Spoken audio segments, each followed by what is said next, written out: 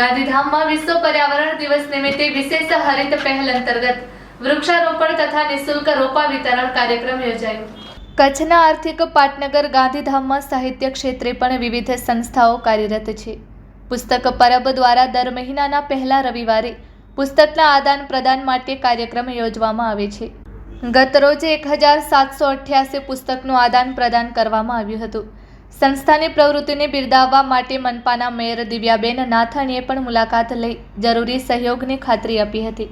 પુસ્તક પરબ દ્વારા શરૂ કરવામાં આવેલા આ સાહિત્યિક અભિયાનને પુસ્તક પ્રેમીઓ દ્વારા સારો પ્રતિસાદ આપવામાં આવી રહ્યો છે તેમ કહી શકાય.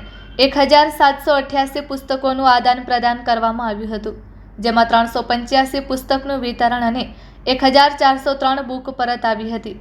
મેયર દિવ્યાબેન નાથાણીએ શુભેચ્છા મુલાકાત લઈને સંકુલમાં ચાલતી આ કામગીરીની સરાહના કરી અને સહયોગ આપવાની ખાતરી આપી હતી. દાતાઓ દ્વારા સંસ્થાને બુક આપવામાં આવી હતી, જેમાં વસંતભાઈ ઠક્કર 25, પ્રદીપભાઈ જેઠવાણી 99, વિવેકાનંદ ટ્રેનિંગ ઇન્સ્ટિટ્યૂટ માંડવી 115 તેમજ એક શુભેચ્છક દ્વારા 172 અને જિજ્ઞેશભાઈ મહેતા દ્વારા 212 બુકનો સમાવેશ થાય છે.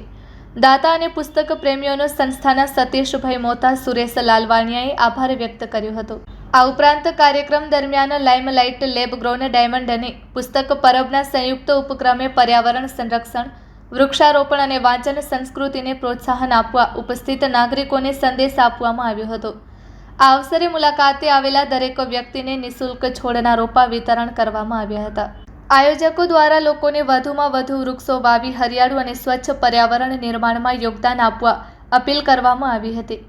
કાર્યક્રમમાં મોટી સંખ્યામાં નાગરિકો, ગ્રાહકો તથા પર્યાવરણ પ્રેમીઓએ હાજરી આપી હતી. Report by Bharti Makhijani, Gandhidham.